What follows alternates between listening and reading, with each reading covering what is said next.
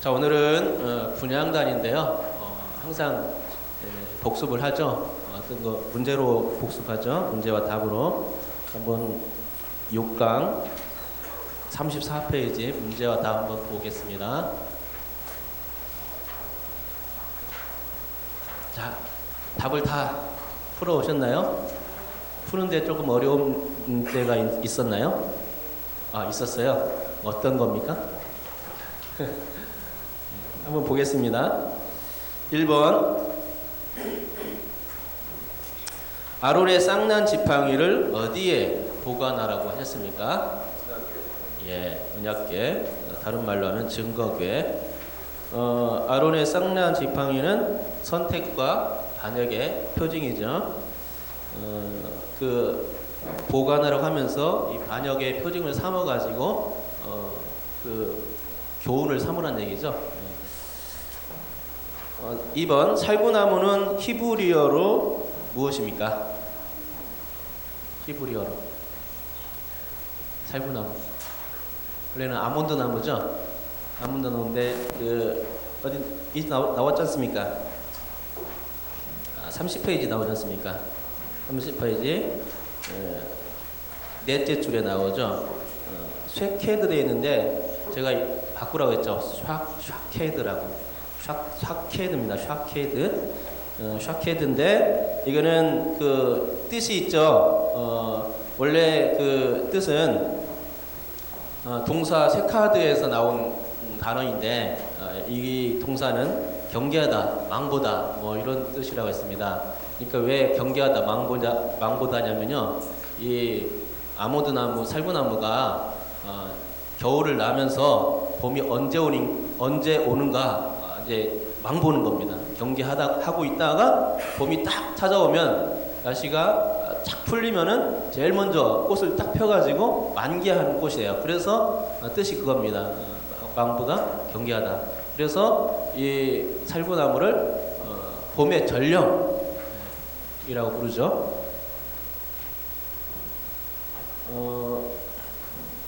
3번 보겠습니다.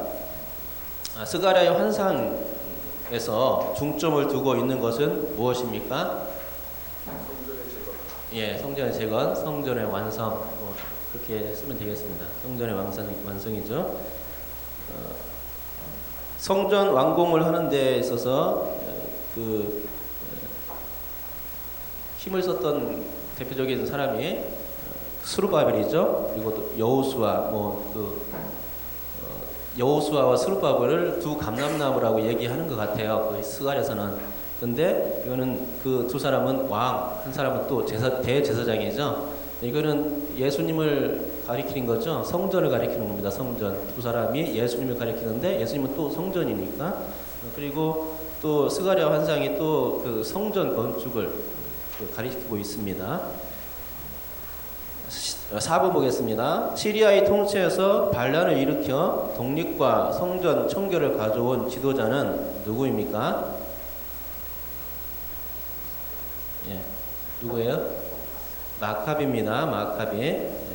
마카비는 시리아 통치 때 성전을 탈환한 인물이죠. 그런데 그래서 당대의 메시아라고 불릴 만한 인물이었습니다. 5번 보겠습니다. 유대인들이 수전절에 예수님께 밝히 말하라고 요구한 것은 무엇입니까? 뭐죠? 네, 그리스도죠. 그리스도. 내가 그리스도면 밝히 말해라 하니까 예수님께서 그것을 나는 그리스도다 이렇게 얘기 안 하고 에둘러서 말했다고 했습니다. 나와 아버지는 하나이리라 하면서 그 나를 믿을 때에 멸망치 않고 또 영생을 얻고 또 아버지와 내게서, 그러니까 예수님에게서 빼앗길 자가 없다 이렇게 말씀하셨죠. 그럼으로써 그 자체로서 예수님이 그리스도인 것을 분명히 하신 것이죠. 5번이 그거죠. 6번이 뭡니까? 7 금초대는 무엇을 상징합니까? 예, 7 금초대는 교회를 상징합니다. 7 별은 또 뭐를 상징하죠? 일곱 별, 일곱 별도 나왔는데 요한계시록 나오지 않습니까? 일곱 별. 이것도 교회를 말하는 거예요. 교회 다른 그 금초대, 금 일곱 별 뭐 같은 개념인 것 같아요. 7번 금초대 사이에 누가 거니십니까? 예, 그 예수님, 인자이신 예수님이 거니시죠. 그러면서 교회를 감찰하고 보호하시고 또 문제가 있으면 그 교회들에게 편지도 보내고 임마누엘로 교회 가운데 거하시는 겁니다. 이걸 생각하면서 금초대 사이에 거니신다 생각하니까 수존절 예수님께서 성전 솔로몬 행각에 거니시는 모습이 조금 약간 오버랩돼서 생각나는데요. 아무튼 성전을 거니시는 그 예수님을 생각하면서 또 교회 가운데 계신 예수님을 또 이렇게 생각해 보게 됩니다. 교회를 항상 둘러보시고 사랑하시는 분, 그분이 바로 예수님이십니다. 교회가 잘 되기를 바라는 거죠. 여러분이 축복받기를 원하는 겁니다. 자, 오늘 분향단입니다. 분향단인데요. 분향단이 놓여 있는 위치는 어디죠? 분향단 이 위치는 어디입니까? 여기죠. 저 뒤에서는 잘 안 보인다고 그랬대. 여기죠. 여기인데 분향단이 그 성소에서 남쪽 북쪽이 아니고 북쪽은 뭐가 있었습니까? 북쪽은 떡상이 있었죠. 남쪽은 등잔대가 있었고 서쪽은요 오늘 배울 분향단이 있는 겁니다. 그런데 이게 보십시오. 제가 분향단을 제가 이렇게 사진을 이렇게 그림 올렸는데요. 채를 잘 보십시오. 채가 어떻게 됐습니까? 고리가 몇 개예요? 고리가 지금 보이는 거는 두 개죠. 여기하고 여기 두 개인데 반대편에도 있지 않습니까? 그죠? 네 개로 돼 있어요. 그렇죠? 이 그림은 네 개로 돼 있습니다. 이따 이거 참고해가지고 이따 거하고 또 다른 분향단을 보여줄 테니까 그거 한번 비교해 보십시오. 분향단의 향을 피우는 영적 의미는 무엇일까? 오늘 거에 대해서 이제 배우는 거예요. 제사 드릴 때 우리도 이제 그 조상 섬기니까 그 제사 많이 드리지 않습니까? 네, 제사 드릴 때 향 피우지 않습니까? 제사 드릴 때 향 피우는 것은 왜 그런 거죠? 아세요? 제가 살펴보니까 뭐 잘 모르지만 향을 피우면 향이 냄새 나지 않습니까? 냄새 나니까 조상 스님들이 그 냄새 맡고 온대요. 그래서 향을 피우는 것 같습니다. 그런데 분향단이 향을 피우는 것은 하나님 부르기 위해서 그런가? 잘 모르겠습니다. 한번 살펴보죠. 자, 서론적 설명 한번 보겠습니다. 서론적 설명에 출애굽기 30장 10절에 나오는데 제가 여기다 올려놨어요. 화면에 한번 읽어볼까요? 읽겠습니다. 시작. 를 위하여 속죄하되 속죄제의 피로 1년에 한 번씩 대대로 속죄할지니라. 이 제단은 여호와께 지극히 거룩하니라. 아멘. 제가 빨간 글씨를 해놨죠. 이 제단은 여호와께 지극히 거룩하니라. 분향단이 지극히 거룩하다라고 말씀하십니다. 서론적 설명 보십시오. 첫 번째 줄 끝에 부분에 분향단은 히브리어로 코데시 카다심. 그러니까 이 말은 무슨 뜻이냐? 지극히 거룩한 곳이라는 뜻입니다. 분향단이 그렇게 불렀다는 것입니다. 근데 지성소를 지칭할 때에 하는 말하고 아주 비슷합니다. 한 글자만 틀려요. 지성소는요 코데시 하카다심이라고 불렀어요. 그 뜻은 지극히 거룩한 그 곳. 하는 지시어라서 우리말로 하면은 그입니다. 그 곳. 그러니까는 분향단하고 지성소의 그 뜻이 다른 게 뭡니까? 지시 하나가 있고 없고 차이지 않습니까? 그죠? 예. 그러니까 거룩한 건 똑같은데 그러니까 거룩한 건 똑같은데 지시 하나 때문에 다르죠. 다른데 그러면은 어떤 것이 본원적인 것이냐 할 때 그라는 붙은 그 지성소가 본원적인 겁니다. 이 코데시 카다심 분향단은 그걸 닮은 거예요. 그러니까 지성소를 닮은 거. 본따한 거. 그래서 그거를 지성소 앞에 놓여 있죠. 지성소 앞 휘장 앞에 놓여 있는 겁니다. 영향을 받는다는 거죠. 그래서 코데시 카다심이라고 부르는 거죠.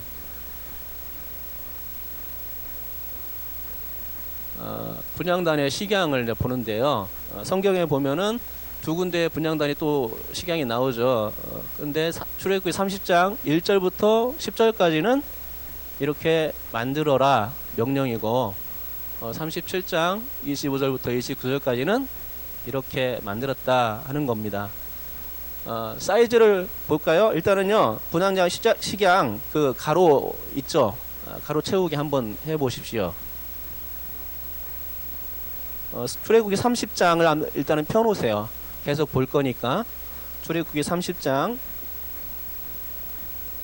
1절부터 10절까지를 이제 계속 이제 볼 거니까요. 찾아 놓으시기 바랍니다. 찾아 놓으시고 안 푸신 분은 가로 넣기를 채워 보십시오.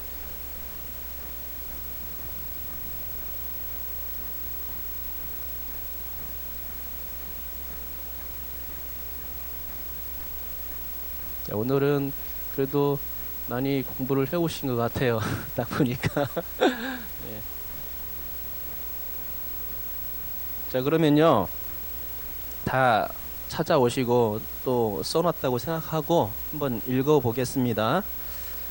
출애굽기 30장 1절부터 5절까지입니다. 시작. 너는 분향할 제단을 만들지니 곧 조각목으로 만들되 길이가 한 규빗 넓이가 한 규빗으로 네모가 반듯하게 하고 높이는 2규빗으로 하며 그 뿔을 그것과 이어지게 하고 제단 상면과 전후 좌우면과 뿔을 순금으로 쌓고 주위에 금태를 둘을 찌며 금태 아래 양쪽에 금고리 둘을 만들되 곧 그 양쪽에 만들지니 이는 제단을 매는 채를 꿰을 것이며 그 채를 조각목으로 만들고 금으로 싸고. 아멘. 그러니까 가로에 한, 두, 뿔 이렇게 되죠. 예. 그 규격이 어떻게 됩니까? 규격이 일단은 위에서 봤을 때 정사각형이죠. 위에서 내려봤을 때, 위에서 내려봤을 때 1규빗이라는 겁니다. 그죠? 그리고 높이는요? 2규빗입니다. 1규빗을 50cm로 봤을 때 50cm 더하기 50cm니까 100cm, 1m죠. 1m 하면 이 정도 허리까지 올라오고 그런데 허리까지 올라오면 분향하기 좋다는 겁니다. 딱 분향하기 알맞은 높이입니다. 1m 정도. 자, 그리고 재료는 뭘로 사용됐죠? 조각목. 조각목에다가 순금을 입힌 겁니다. 그리고 뿔이 있어요. 뿔이 몇 개입니까? 네, 뿔이 4개인데요. 2절 끝에 보면은 2규빗으로 하며 그 뿔을 그것과 이어지게 하고 그것이 뭡니까? 그것. 이거를 알려면은 출애굽기 37장 25절 이렇게 만들었다 보면은 알아요. 거기에 나와요. 그것이 뭔지 한번 찾아보시고 얘기해 주세요.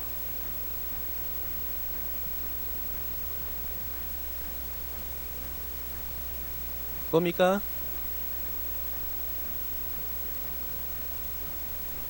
찾았어요?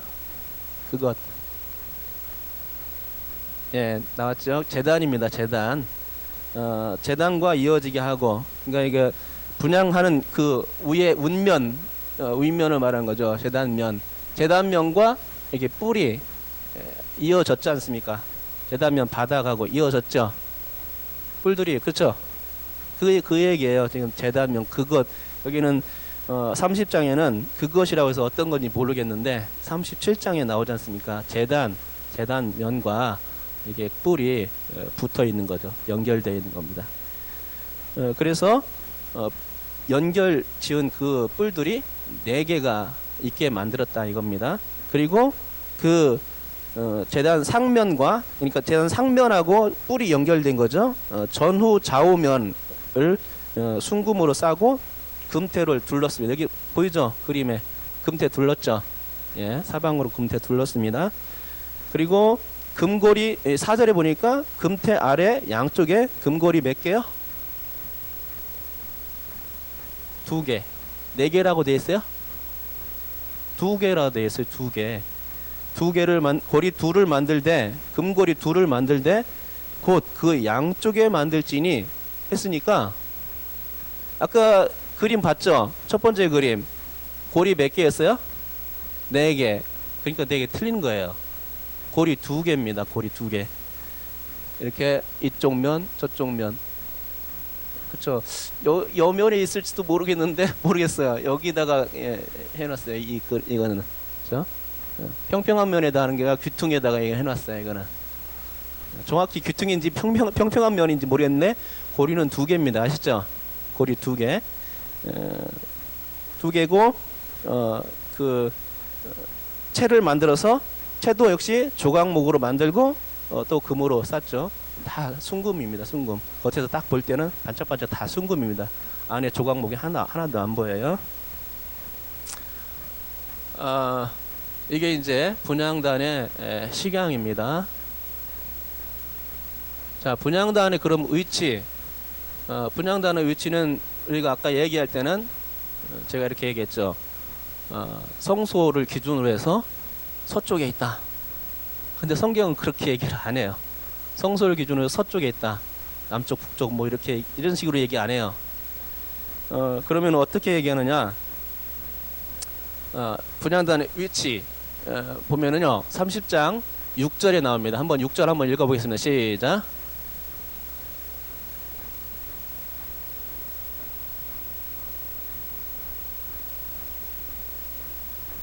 예, 제가 이게 올려놨지 않습니까? 그죠? 그대로 읽으면 돼요. 8절도 한번 읽어볼까요? 시작. 또 저녁 때 등불을 켤 때에 살을 찌니 이 향은 너희가 대대로 여호와 앞에 끊지 못할지며. 되어 있죠. 이거 여기 이 말씀 보니까 6절에 분향단의 위치가 나오는데, 위치를 성소 서쪽에 있다고 말합니까? 아니죠. 그렇게 얘기를 하지 않아요. 어떻게 하냐면은 상당히 길게 얘기해요.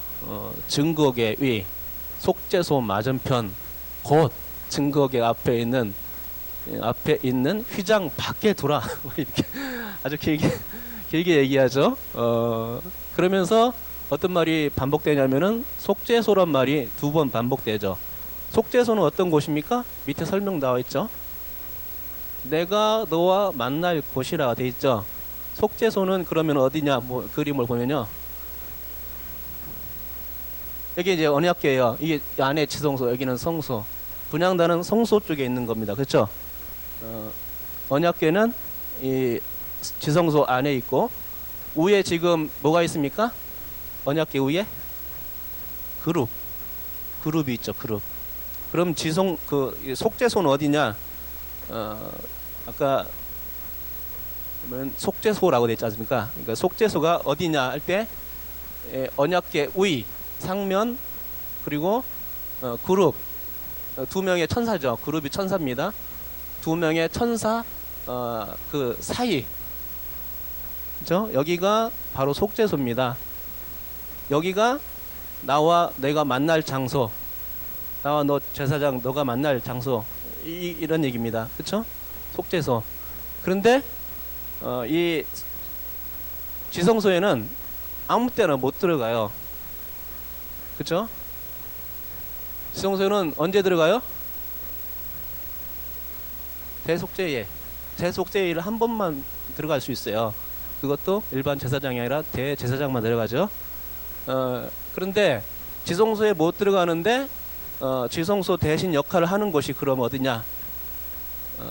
분향단이라는 겁니다. 분향단. 아까 뜻 얘기했잖아요. 뭐라고 했죠? 코데시 카다심, 코데시 하카다심. 지성소는 아니지만 지성소의 같은 역할을 하는 곳. 그죠? 예. 이거는 분향단은 지성소는 아니에요. 그렇지만 지성소의 버금가게 거룩한 곳입니다. 지성소. 그러니까는 분향단이 증거계 앞에 있는 휘장 밖에 있다. 뭐 길게 얘기했는데 결국은요 8절에 있는 말씀으로 짧게 얘기하면은 여호와 앞이라고 얘기할 수 있을 것 같아요. 여호와 앞. 속죄소는 내가 너와 만나는 장소지 않습니까? 그렇죠?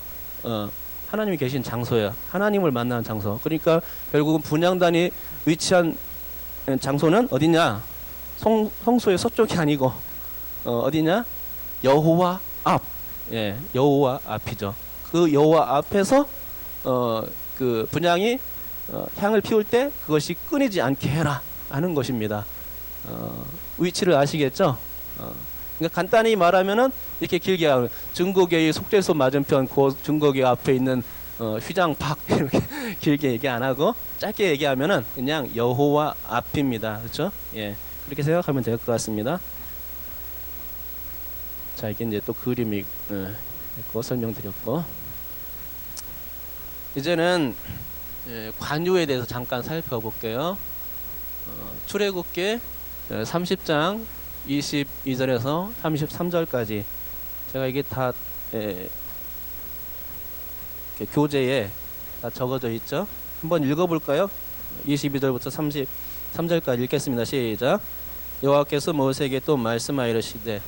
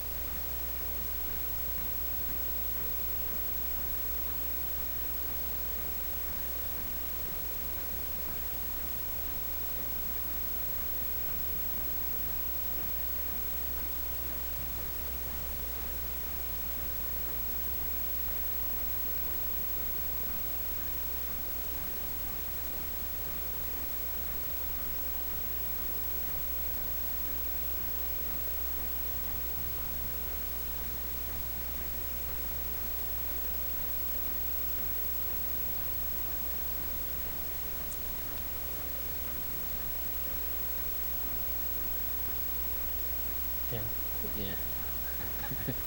예. 이쪽에서부터 이렇게 다 읽어지네. 예. 자, 우리 관유 제조법인데요. 이 관유를 만드는 방법이 나와 있어요. 근데 읽었는데 아시겠습니까?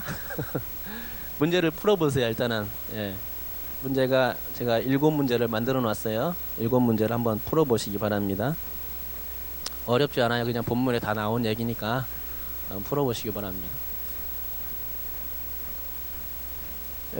관유는 왜 제조하느냐? 뭐 제가 설명하면 또 이 문제에 다 나오지만은 성물을 거룩하게 하기 위해서 관유를 그 만든 겁니다. 설명을 제가 먼저 한번 읽어드리면 풀으세요. 설명을 제가 한번 읽어드리겠어요. 관유는 성별 의식에 사용된 거룩한 기름으로서 감람류에 극상품 6개, 계피, 창포, 모략 등을 섞어 만들었다. 하나님의 일꾼, 제사장, 선지자, 왕을 세워 의임할 때나 성소의 성물들을 성별할 때 뿌리거나 발랐다. 이 관유는 제사장이 관리했으며 거룩한 용도 외에 미용이나 화장 등 세종적 용도로는 사용이 금지되었다. 한편 관유는 성령을 상징하며 여러 가지 재료가 섞여 향기를 내는 관유는 성령의 다양한 사역과 은혜를 상징하는 것으로 보기도 한다. 문제를 계속 풀고 있는데 계속 시간을 줄 수는 없고요. 같이 풀어보겠습니다. 자, 우리 첫 번째 문제. 거룩한 관유를 만드는 재료가 나와요. 어떤 거죠? 예, 모략 나오죠. 그 다음에 6개 나오고, 그 다음에 창포 나오고 그 다음에 계피 끝이에요? 예, 감람류, 감람 기름이 나옵니다. 그렇죠? 감람 기름은 아니 이제 또 그다음 보겠습니다. 위의 재료를 가지고 어떻게 만들면 거룩한 관유가 되었나요? 예? 예, 향을 제조하는 법대로 향기름을 만들어야 돼요. 그러면은 그것이 거룩한 관유가 될지라라고 했습니다. 그렇죠? 어떻게 구체적으로 만드는지 잘 몰라요. 그렇지만 구체적으로 만드는 그러니까 이거 얼만큼 섞어라 그런 얘기 나옵니다. 그렇죠? 얼만큼 섞어야 됩니까? 모략은 얼마? 500세겔 나오죠. 그 다음에 육개는 250이고 창포는 250, 계피는 감람기름은 한 흰. 그 각주 17번에 보니까 은 한 세겔은 11.4g이라고 되어 있습니다. 그렇죠? 그리고 한 흰은 그 부피 단위죠. 부피 단위인데 약 3.6에서 3.7 정도 되는 것 같아요. 3.6에서 3.7리터 정도 되는 것 같습니다. 그걸 갖다가 이렇게 섞는 겁니다. 그래서 향을 제조하는 법대로 향기름을 만들었대요. 구체적으로 기름이니까 어떻게 막 짜가지고 만드는지 잘 모르겠어요. 그런 방법이 있었던 것 같아요. 자, 세 번째 문제. 성막의 성물들을 지극히 거룩하게 구별하는 방법은 무엇인가요? 성막의 성물들을 지극히 거룩하게 구별하는 방법. 보세요. 26절에 나오죠. 너는 그것을 회막과 증거궤에 의해 바르고, 그죠? 또 뭐 이렇게 계속 분향단, 뭐 번제단, 물기둥, 모든 기구 뭐 이게 발라, 그죠? 바르라고 계속 나오죠. 그러면 그것들을 지극히 거룩한 것으로 구별하라. 돼 있죠? 바르는 거 발라. 그죠? 저희 밑에 설명 보세요. 저기 밑에서 하나, 둘, 셋, 네 번째 보면은 그 성소의 성물들을 왕을 그러니까 하나님의 일꾼을 세워 위임할 때나 성소의 성물들을 성멸할 때 뿌리거나 발랐다 했죠. 출애굽기 29장 7절 나오고 레위기 8장 2절이 아니라 이렇게 고쳐주세요. 레위기 8장 11절부터 12절까지 11절에는 뿌렸다는 얘기가 나올 거예요. 뿌렸다는 얘기가 나오고 12절에는 발랐다는 얘기가 나오고 또 레위기 21장 12절도 나오고 이게 한번 찾아서 읽어보면은 어떻게 했는가 바르거나 뿌렸다 이렇게 되어 있습니다. 그래서 성물들을 지극히 거룩하게 그 구별하고 그렇게 쓰기 위해서 관유를 만든 거죠. 관유를 누구에게 바르라고 지시했습니까? 아론과 그의 아들들에게, 다른 말로 하면 대제사장과 제사장에게. 그들이 이제 성직을 수행하니까 그 하나님 앞에서는 거룩해야 되지 않습니까? 흠과 티가 없으면 죄를 지으면 안 되니까 거룩해야 되니까, 하나님처럼 거룩해야 되니까 거룩해지게 하기 위해서 관유를 바르고 그 성막 내에서 일할 수 있도록 한 겁니다. 관유를 발라야 일을 할 수 있어요. 성물들에도 발랐고 사람들 대제사장과 제사장에게 발랐던 겁니다. 관유를 만들어 어디에 부으면 안 됩니까? 사람 몸에 바르면 안 돼요. 다른 말로 하면은 미용이나 화장 뭐 이렇게 해가지고 그런 용도로 사용하면 안 된다고 말하고 있죠. 거룩한 관유를 바르고 접촉하는 곳마다 어떻게 됩니까? 모두 거룩하게 된다고 했죠. 어디에 나옵니까? 예, 여기 나오죠. 29절에 나오죠. 그것들을 지극히 거룩한 것으로 구별하여 이것에 접촉하는 것은 모두 거룩하리라 됐죠. 예, 모두 거룩해집니다. 지시하신 목적 외에 관유를 만들거나 사용하면 어떻게 되나요? 그 백성 중에서 끊어진다고 되어 있습니다. 33절에 나오죠. 예. 그러니까 무조건 다른 용도로 쓰면 안 된다. 관유를 만들어서 다른 용도 쓰면 안 된다. 그런 겁니다. 오직 성막에서만 거룩하게 하기 위해서 쓰라는 거죠. 그리고 이 관유는 성령을 상징하고요. 제가 또 그 설명을 붙였는데 여러 가지 재료가 섞여 향기를 내는 관유는 성령의 다양한 사역과 은혜를 상징하기도 한다. 뭐 이렇게 말하는 사람이 있는데요. 구체적인 얘기 안 했어요. 왜냐하면 알레고리로 흐를 수 있기 때문에 그래서 그렇게만 설명을 해놨습니다. 그러니까 성령은 기본적으로 신약 성경에서 성령을 관유 기름은 성령을 상징한다고 그렇게 해석을 해요. 그래서 이 관유가 거룩한 것을 거룩하게 하기 때문에 그렇죠? 사람도 거룩하게 하고 성물도 거룩하게 하기 때문에 이 성령의 특성하고 매우 비슷한 겁니다. 그렇죠? 성령을 통해서 사람이 거듭나지 않습니까? 성령을 통해서 구원받을 수 있다는 겁니다. 그렇죠? 비슷한 특성 때문에 관유가 기름이 그 성령하고 연결 지을 수 있는 겁니다. 자, 여기 보면은 육계, 계피, 모략, 또 이게 뭐야 창포, 감람류하고 이렇게 섞었죠. 이렇게 섞었는데 모략이 지금 500세겔이고 그죠? 육계가 250. 그다음에 계피도 창포도 250에다가 계피가 500. 그리고 감람류는 한흰, 그죠? 이렇게 이제 섞은 겁니다. 이것을 섞어가지고 기름을 관유를 만들었어요. 자, 제가 구체적으로 사진을 막 보여주고 싶은데 그거는 관심 있다 여자분들이 인터넷 찾아보면 될 거예요. 그렇죠? 진짜 뭐 계피라든가 뭐 모략이 어떻게 생겼는가, 그런 나무가 어떤 나무인가 한번 찾아보면 될 거예요. 그 다음에 이제 향입니다. 향 제조법. 우리 다 같이 출애굽기 30장 여기 본문에 있어요. 34절부터 38절까지 한번 같이 읽어보겠습니다. 시작.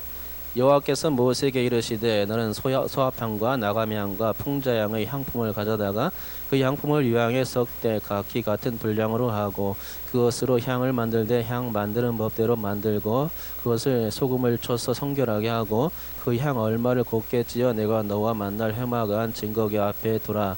이 향은 너에게 지극히 거룩하니라. 내가 여호와를 위하여 만들 향은 거룩한 것이니 너희를 위하여는 그 방법대로 만들지 말라. 냄새를 맡으려고 이 같은 것을 만드는 모든 자는 그 백성 중에서 끊어지리라. 아멘. 관유를 분향단에 얘기하면은 분향단을 거룩하게 하기 위해서 관유가 필요한 거죠. 그다음에 이제 향에 대해서 이제 하는데 향은 이게 문제 또 나오죠. 7문제 나옵니다. 한번 풀어 보십시오. 7문제. 출애굽기 30장 34절부터 38절까지 보고 한번 7문제 풀어보시기 바랍니다. 네, 풀으실 동안 제가 4가지 향이 나오는데 한번 설명을 한번 읽어드릴게요. 소합향이 나오죠. 이거는 소합향으로 번역된 히브리어 나타포의 뜻은 물방울이다. 소합향은 2에서 7m까지 자라는 떼죽나무과 낙엽 관목의 수액을 추출해서 모은 것으로 향을 피울 때뿐만 아니라 치료제로도 사용되었다. 그게 다 외울 수는 없는 거예요. 그냥 이런 걸 다 이렇게 생각하면 됩니다. 나감향으로 번역된 히브리어 세헬레트의 뜻은 껍질이다. 나감향은 인도나 홍해 근처에 서식하는 오닉스라는 조개류의 껍질을 빻아서 만든다. 흥미로운 사실은 이 조개 껍질은 잘게 빻으면 빻을수록 더 깊고 강한 향기가 난다는 점이다. 빻으면 빻을수록 냄새가 더 진해진다는 겁니다. 풍자향으로 번역된 히브리어 헬베나의 뜻은 풍성하다, 기름지다, 지름지다가 아니라 기름지다 같아요. 기름지다다. 키가 크고 당근과 비슷하게 생긴 지중해에서 산 다년생 초본이 뿌리에서 노란색이나 갈색의 점액을 채취하여 얻은 풍자향은 4가지 향 중에서 가장 강한 냄새가 나는 향료다. 그런데 짐승들이 이 향을 싫어한다. 그래서 풍자향의 향연이 성막 안팎으로 퍼지면 이런 짐승들이 가까이 오지 못하고 도망치고 말았다. 이거 그러니까 곤충들이나 뭐 다른 짐승들이나 뱀 같은 것들 들어올 수 있지 않습니까? 이거 풍기면은 풍자향 풍기면은 근처에도 어신 못하는 겁니다. 그런 꽃이 있지 않습니까? 우리나라도 그런 꽃이 있는 것 같은데 어떤 꽃 심으면은 거기에 뱀 같은 거 안 오고 그런 것 같은데 잘 모르겠네. 이름 생각 안 나. 자, 유향은요. 유향으로 번역된 히브리어 레보나는 성경에 17번이나 언급되었다. 소말리아, 오만, 예멘이 원산인 감낭과의 낙엽성 관목의 줄기에서 얻은 수액으로 만든 유향은 독성이 없으면서도 강력한 방부작용과 박테리아 성장 억제, 관절염 치료 등의 효과가 있다. 또한 스트레스나 정신적 치료에도 상당히 효과적이어서 한마디로 정신과 몸을 깨끗하게 하여 소통을 원하게 하는 해독제와 같은 향이다. 뭐 이런 거 잘 사용하면은 뭐 치료 어떤 부분에서는 치료도 될 수 있을 것 같아요. 자, 문제 다 풀었습니까? 예. 그럼 보겠습니다. 그러면요. 향의 재료로 사용된 향품에는 어떤 것들이 있습니까? 예, 소합향, 나감향, 풍자향, 유향이 있습니다. 여러 향품들을 유향에 섞되 어떤 비율로 섞어야 합니까? 각기 같은 분량으로 똑같은 중수로 섞습니다. 향을 만들 때 무엇을 넣어서 성결하게 합니까? 소금을 칩니다. 소금을 성결하게 하기 위해서 소금을 친대요. 우리는 간을 맞추기 위해서 소금을 치는데, 그렇죠? 전 짠 걸 좋아하는데 우리 아니면 싱거운 걸 좋아하더라고. 자, 우리 곱게 찌은 향을 어디 앞에 두라고 지시하셨습니까? 증거계 앞에 두라고. 이것도 증거계 앞 이렇게 얘기하죠. 당연히 분향단을 어디다 올려야 되니까 증거계 앞이겠죠. 분향단의 향은 누구를 위하여 만든 것입니까? 예, 향이 피울 때마다 우리를 위한 게 아니라 하나님을 위해서, 여호와를 위해서 향이 필요하대요. 이 향을 사람을 위하여 만들 수 있습니까? 없습니다. 예. 너희를 위하여는 그 방법대로 만들지 말라라고 이렇게 단호하게 말씀하고 있어요. 사람을 위하여 만들게 되면 어떤 일이 벌어집니까? 이것도 똑같아요. 관유하고 똑같습니다. 백성 중에서 끊어지게 된다고 이렇게 말하고 있는데요. 이것도 마찬가지로 미용이나 뭐 이런 거 그쵸. 이거 미용에 쓸 일이 없겠죠. 예, 하여튼 뭐 냄새 제거하기 위해서 뭐 집에서 쓴다든가 이런 식으로 쓰면 안 되겠죠. 그렇죠? 사람을 위해서 쓰면 안 됩니다. 그렇죠? 예. 그러니까 그 제사를 드리기 하는 용도 그 성막에서만 사용할 수 있다는 겁니다. 다른 데서 사용하면 그 백성 중에서 끊어진다. 뭐 구원받지 못한다 그런 뜻 같기도 하고요. 백성 중에서 끊어진답니다. 하나님께서 관심을 갖지 않게 된다. 뭐 그런 뜻인 것 같습니다. 향 보면요 이렇게 이제 네 가지죠. 소합향, 그다음에 또 나감향도 있고 풍자향도 있고 유향도 있고 이 네 가지를 섞는데 어떻게 섞어요? 각기 같은 분량으로 섞습니다. 이렇게 딱 섞어가지고 나중에 뭐까지 해요? 소금아 나와라 이렇게 소금을 뿌립니다. 그렇죠? 그래서 소금을 치면 어떻게 돼요? 성결하게 된다고 그러네요. 소금을 치면 성결하게 된답니다. 믿으십시오. 예. 자, 그러면은 이 설명을 한번 보고요. 관유와 향의 제작법은 출애굽기 30장 22절부터 38절에 설명되었는데 관유는 그 수식어가 붙어요. 거룩한 관유, 항상 거룩한 관유예요. 그리고 향은 정결하는 이라는 수식어가 붙어요. 정결한 향 이렇게 표현됩니다. 이는 불순물이 전혀 없는 깨끗한 재료로 만든 향품에서 나오는 아주 향기로운 냄새였음을 의미합니다.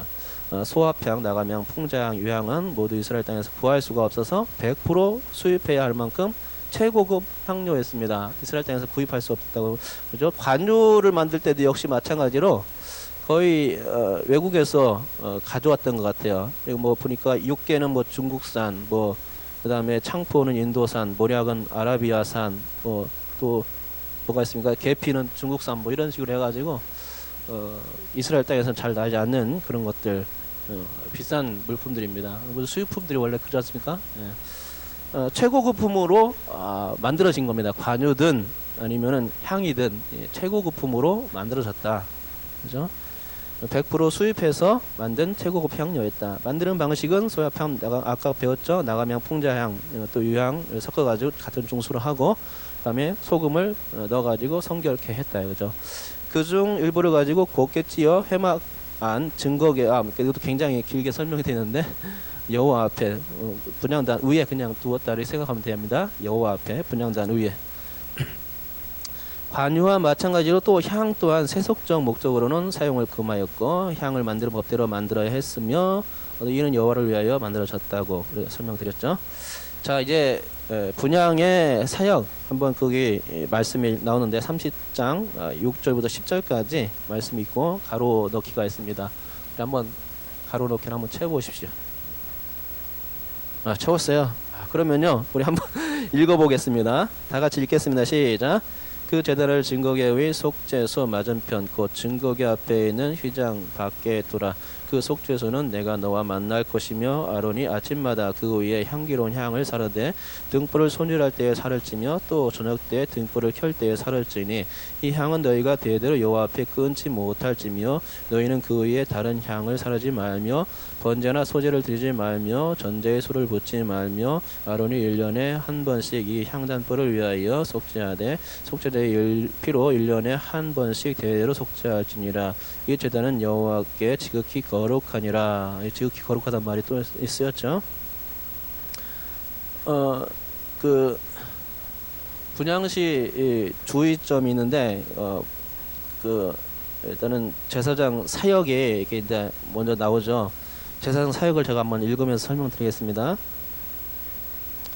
그렇기 전에 이제 소금을 쳐서 이제 향을 만들 때 소금을 쳐서 이제 성결케 한다는데 22번 그 소금의 방부 효과를 한번 제가 볼게요.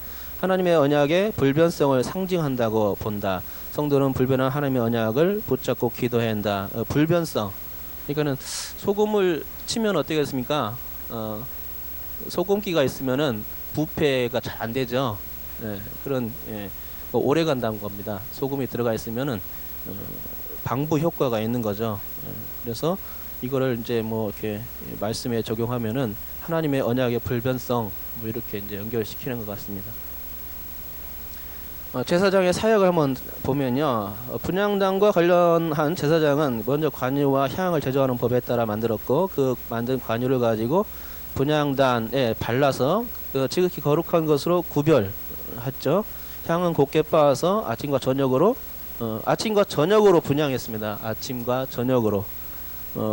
분향 30장 7절에서 8절 여러분들 찾아보시기 바랍니다. 설명 다 할 수 없으니까. 참고로 제사장이 아닌 유다 왕 요시야가 손에 향로를 잡고 성전에 들어가다가 분향하려다가 나병에 걸렸고 죽을 때까지 치료하지 못했습니다.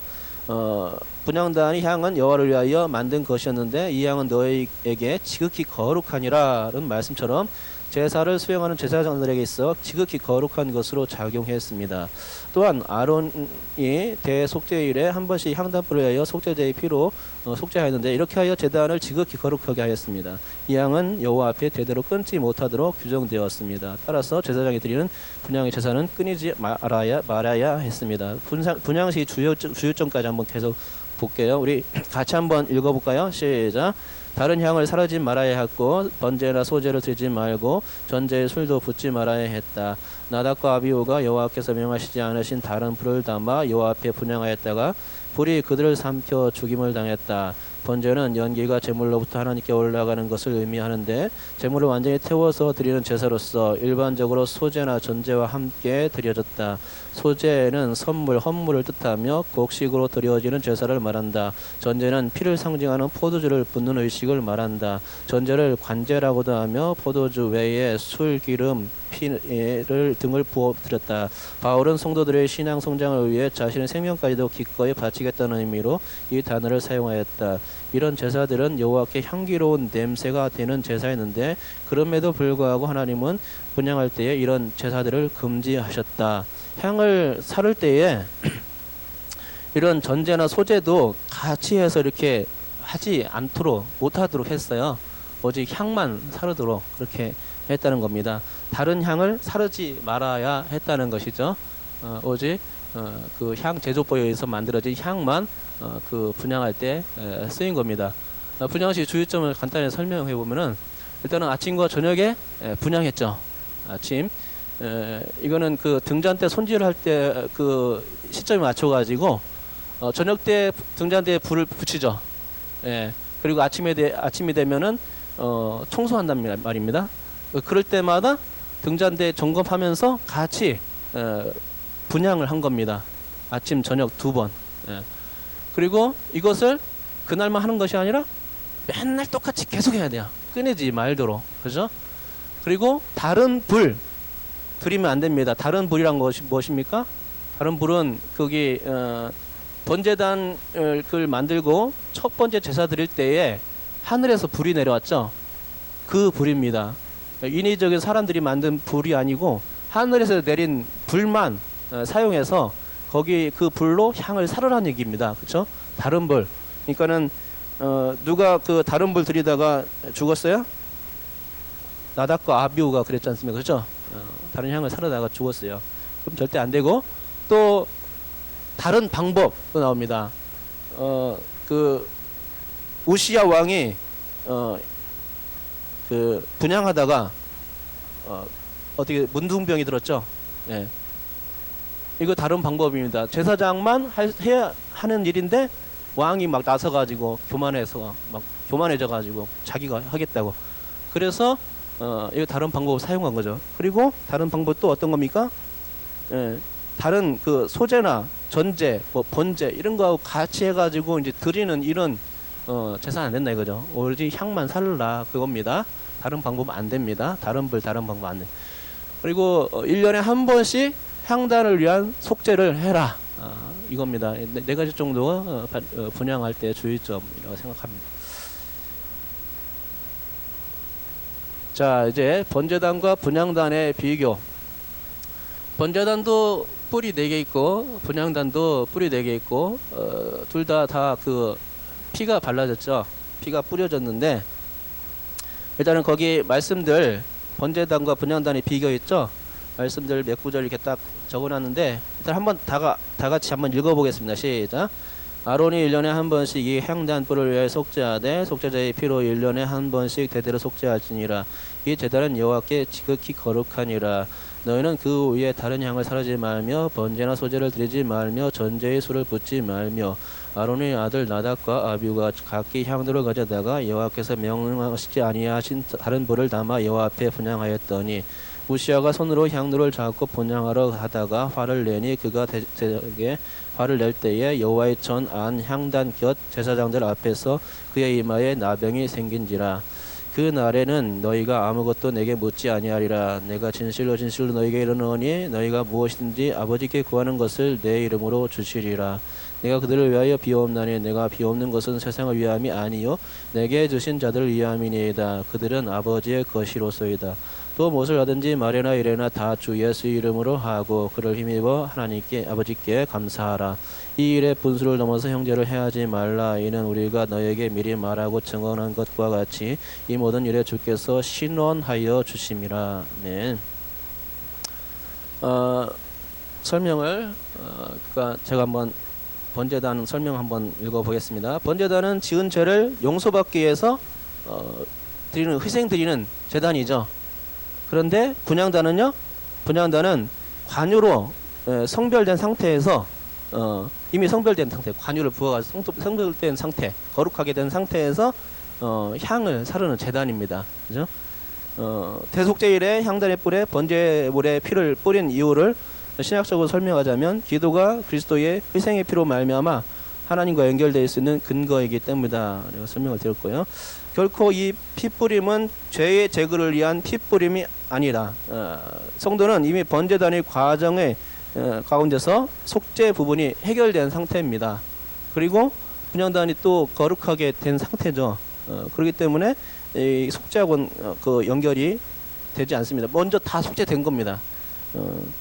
성막에서 번제단을 거쳐야 분향단에 나아갈 수 있듯이 번제단을 통해서 하나님께 나아갈 수 있는 길이 열려진 후에야 분향단을 통해 하나님과 더 깊은 관계를 이룰 수 있는 그래서 하나님과 교제하고 교통할 수 있게 되는 거죠. 과정입니다. 과정. 그는 속죄의 그 과정을 번제되는 과정을 먼저 거쳐야만 분향단의 과정을 갈 수 있는 겁니다. 그리고 더 깊은 관계, 지성소로 나아갈 수 있는 관계가 될 수 있는 거죠. 따라서 번제단의 의미가 예수님의 죽으심과 관련하여 그의 보혈로서 하나님과 우리의 관계가 회복되었음을 의미하는 것이라면, 향단은 부활하신 예수 그리스도께서 그분의 십자가의 복음으로 구원받은 성도들을 위해서 중보하고 계심을 상징하는 것이 된다. 것이죠. 분향단의 다른 향을 사용하면 다른 불을 사용하면 안 되었고 반드시 번제단에서 가져온 불이어야 했습니다. 이는 기도가 예수님의 피뿌림이 전제되어야 하고 동시에 예수의 이름으로만 가능한 것임을 알려줍니다. 지금도 예수 그리스도께서는 성도들을 위하여 신원하고 계십니다. 우리 아까 읽었죠. 데살로니가전서 4장 6절 이 일의 분수를 넘어서 형제를 해하지 말라. 이는 우리가 너에게 미리 말하고 증언한 것과 같이 이 모든 일에 주께서 신원하여 주심이라. 제가 이렇게 그림을 딱 두 개 딱 준비해 왔죠. 그러니까 번제단은 죄에 속하는 것과 깊은 의미가 있는 것 같습니다. 그 속죄, 그죠? 분향단은요, 중보 사역인데 뭐 십자가도 중보 사역이긴 하죠. 근데 기도와 더 관련이 깊은 것입니다. 기도. 그는 신약 성경에서 번제단의 그 향이 올라가는 것을 통해서 그것을 하나님께서 받으시지 않습니까? 천사의 천사가 대접으로 그 향을 받아가지고 하나님께 올리지 않습니까? 그것을 볼 때 이 분향단은 기도와 연결된 겁니다. 근데 데살로니가 전서도 역시 주께서 신호해 주신다라고 말씀하고 있는 거죠.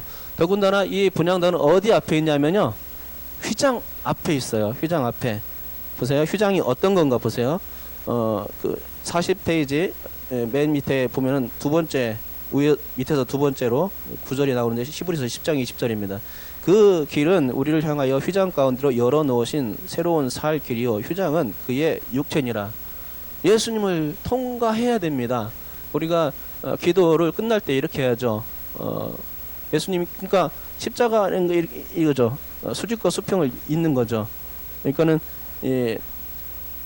우리가 하나님과 연결시키기 위해서는 예수님이라는 그 십자가를 거쳐서 가야 돼요. 예수님이라는 육체 휘장을 통해서 하나님은 지성소를 향해서 나갈 수 있는 겁니다. 예수님이라는 그 통과 이래가 없다면 나갈 수 없는 거예요. 절대로 나갈 수가 없죠. 우리의 기도가 예수님을 통해서 예수님의 이름으로 기도합니다. 이렇게 고백하듯이 예수님을 통해서 하나님께 연결 지을 수 있다는 거예요. 우리 말씀 한번 거기 다 같이 한번 읽어볼까요? 40장 맨 밑에 있는 말씀들 시작. 나의 기도가 주의 앞에 분향함과 같이 되며 나의 손드는 것이 저녁 제사같이 되게 하소서. 여기 보니까 이게 분향단하고 연결시켜서 다윗이 얘기하고 있어요. 나의 그 제사가 분향함과 같이 되게 해달라고 그렇게 기도하죠. 아침에 분향하고 저녁 때 분향하는데 저녁 제사같이 되게 하소서. 분향단과 연결시켜서 기도를 말하고 있는 거죠. 그렇죠? 두 번째 말씀 읽겠습니다. 시작. 그 두루마리를 취하시며 내 생모가 24장로들이 그 어린 양 앞에 엎드려 각각 검은고와 향이 가득한 큰 대접을 가졌으니 이 상은 형도들의 기도들이야. 계속해서 말씀하고 있죠. 또 말씀 더 읽어보겠습니다. 그 밑에서 9절 시작. 향연이 성도의 기도와 함께 천사의 손으로부터 하나님 앞으로 올라가는지라. 향연이 올라간다 했죠. 히브리 10장은 20절을 읽었고요. 그 다음 말씀 23절 읽겠습니다. 시작. 나는 너희를 위하여 기도하기를 쉬는 죄를 여호와 앞에 결단코 범하지 아니하고 선하고 의로운 길을 너에게 가르칠 것인즉. 마지막 말씀 시작. 쉬지 말고 기도하라. 예. 끊이지 말라고 그랬죠. 이 향을 사르는 거 끊이지 말라고 그랬죠. 근데 신구약 성경에 이렇게 구약 성경에는 그 사무엘이 이렇게 말했죠. 결단코 기도하는 것을 쉬는 죄를 범하지 않겠다. 그리고 신약 성경에는 쉬지 말고 기도하라 이런 말씀도 있고. 그러니까 향을 사는 건 기도하고 아무 굉장히 깊은 관련이 있습니다. 계시록에도 그렇게 얘기하고 있고요. 기도가 기도의 향연이다 이렇게 얘기하고 있고, 그래서 이 기도는 끊이지 말고, 이거는 분향을 할 때에도 역시 마찬가지로 아침 저녁으로 계속해서 날마다 끊이지 말고 피어 올라가야 돼요. 이 연기가 계속해서 올라가야 됩니다. 그것이 성소 안을 가득 채우고 그 다음에 지성소까지 이게 이 연기가 들어가는 거죠. 예. 그겁니다.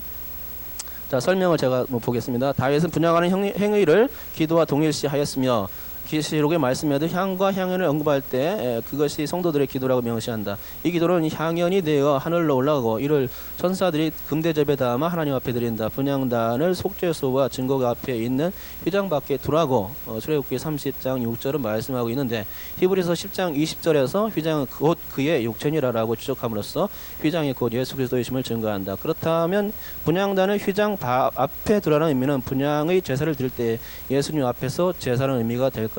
또한 이 향은 너희가 대대로 여호와 앞에 끊지 못할지며라는 말씀과 같이 쉬지 않고 조석으로 드려졌던 이 분향의 제사는 곧 성도들의 기도이며, 그 기도는 쉬지 말고 드려져야 한다는 신약적인 관점으로 연결된다. 제가 계속 설명드렸던 겁니다. 그죠? 예. 기도와 연결이 됐다. 그러니까는 향이 누구를 위해 만들어졌냐면은 여호와를 위하여 만들어졌습니다. 근데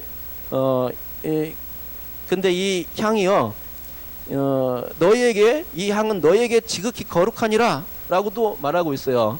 출애굽기 30장 36절에 여호와를 위해서 만들었는데 이 향이 너희에게도 지극히 거룩하게 된다 얘기하고 있습니다. 그렇죠?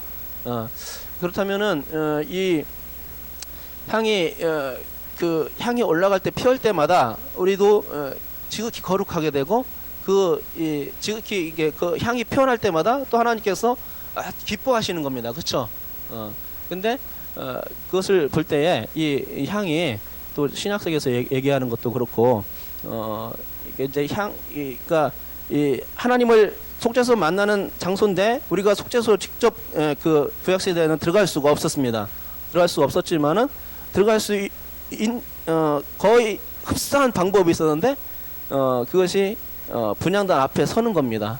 그래서 향을 사르면서 그 마음속으로 기도를 드렸겠죠. 그리고 제사를 하나님 앞에 드린 겁니다. 우리의 제사를 받아주소서, 뭐 이렇게 기도를 드리겠죠. 그리고 우리의 죄를 씻어 주소서. 분향단 그의 뿔에 네 개의 뿔에 피를 뿌리면서 1년에 한 번 딱 뿌렸죠. 대속죄일인데 그때마다 또 기도를 드렸습니다. 우리 죄를 용서하여 주옵소서. 하나님 앞에 나가는 방법이죠. 기도로 나가는 방법입니다. 자, 결론 한번 다 같이 한번 읽어볼까요? 자, 시작. 우시야 왕이 다른 향을 가지고 성전에 들어간 것이 아님에도 불구하고 나병에 걸린 이유는 그가 제사장만이 성령을 건드린 것이 1차적인 원인이었겠지만, 더 근본적인 이유가 있다면 구약의 성전 시대에는 아직 예수 그리스도의 피 흘림이 없었기 때문이라 보는 것이 신약의 관점의 이유가 될 것이다. 분향의 사역이 하나님과 만나는 교제의 사역, 즉 기도일진데, 기도는 성별된 사람만이 할 수 있는 일일 것이기 때문이다. 그리스도께서는 지금도 당신께 기도하는 수많은 성도들 앞에 서 계시며 믿는 자들을 위하여 신원하시고 중보하신다. 그러므로 성도들은 이미 구원받은 자들로서 죄의 문제가 쌓이는 것이 아니라 하나님과의 더 깊은 교제로 나아감이 성경적 의미일 것이고 성막의 의미에 부합되는 일일 것이다. 알겠습니다. 예, 죄 문제 싸우는 것은 벌써 해결됐어야 돼요. 그렇죠? 우리는 지금 하나님과의 더 깊은 교제로 나아가기 위해서 번제단 과정은 벌써 거쳤거든요. 그래서 이제 우리는 분향단 앞에 있는 겁니다. 분향단 앞에 서 있는 거예요. 그래서 지극히 거룩한 곳으로 들어가기 위해서 아주 비슷한 곳, 기도의 자리에 서는 겁니다. 그렇죠? 기도의 자리에 서서, 기도의 자리에 서면은 내가 거룩해지는 겁니다. 그렇죠? 말씀과 기도로 거룩해지라는 말씀이 있듯이 기도의 자리에 서야 우리가 거룩해질 수 있습니다. 자, 결론을 여기 좀 귀한 사진이 있네요. 누구예요? 애들 둘, 남자애 여자애인데 한 명씩 이렇게 했는데 가운데 우리 은쌤이 제가 한번 지원해왔습니다. 기도하는 모습이 너무 예뻐가지고요. 저렇게 기도하면 하나님께서 예뻐하신다니까. 예. 자, 결론을 한번 줘보겠습니다.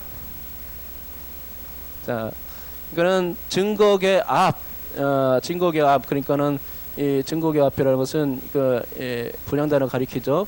그 여호와 앞입니다. 그것은 지극히 거룩한 곳입니다. 왜냐하면 그 앞에 지성소가 있기 때문에, 지극히 거룩한 그곳이 있기 때문에, 덩달아서 그 분향단 앞에 서면 지극히 거룩한 곳이 되는 겁니다. 왜냐, 속죄소 앞에 있기 때문에. 그렇죠. 휘장은 예수 그리스도의 육체라고 설명드렸습니다. 휘장을 통해서 우리가 지성소로 나갈 수 있다는 거죠. 거룩한 관유는 성령을 상징한다고 얘기했고요. 정결한 향은요, 결국은 기도로 말했죠, 제가. 그러니까 관유와 그러니까는 성령과 성령을 통해서 우리는 거룩하고 거듭나고, 또 기도를 통해서 정결하고 하나님께 더 가까이 갈 수 있는 통로가 되겠죠. 향은 여호와를 위하여 만든 겁니다. 그렇죠? 그런데 또 향은 너에게 거룩하니라라고 되어 있습니다. 그렇죠? 향의 의미가, 그러니까는 우리에게 거룩한 그 향을 날마다 피워야 되는 거죠. 근데 날마다 그 피우는 향에 결국은 누구를 위한 것이냐? 우리를 위한 것일 수도 있지만, 거룩해지니까 하나님을 위한 것이라 이거죠. 그것을 받으신다는 의미입니다. 그렇죠? 그래서 향은 조석으로, 그리고 끊이지 말게 해야 한다는 그런 결론으로 나올 수 있을 것입니다. 그것이 기도지요. 너무 길게 설명했는데 분향단 의미 조금 이해가 되십니까? 그러면은 이해했다 생각하시고요. 그 문제를 풀어오시면 감사하겠습니다. 기도로 마치겠습니다. 하나님 아버지, 감사합니다. 오늘 또 주님께서 우리에게 이 분향단을 통해서 또 귀한 것들을, 영적인 의미들을 가르쳐 주시니 감사합니다. 향을 피워야 하는 이유가 무엇입니까? 너희를 위하여 거룩하니라, 나를 위한 향이니라 라고 주님께서 말씀하여 주십니다. 향을 피우는 일을 끊이지 말라라고 말씀하십니다. 그것은 곧 우리의 기도를 끊이지 말고 쉬지 말고 기도해라 하는 뜻으로 받을 수 있사오니, 하나님 아버지, 우리가 그렇게 거룩한 삶을 살게 하여 주옵소서. 하나님 앞에, 지성소 앞에 나가기까지, 그 앞에서 아직까지는 지성소에 들어가지 못했지만, 온전히 하나님 앞에 나아가진 못했지만, 그럴지라도 하나님 부족한 입장에서 계속해서 주님 앞에 나아갈 수 있고, 그 기도하는 자리가 곧 거룩한 자리가 되는 줄 믿습니다.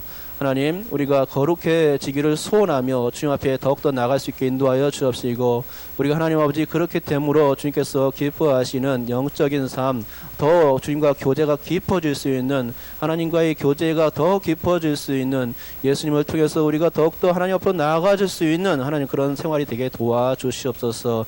감사드리며 예수님의 이름으로 기도드립니다. 아멘.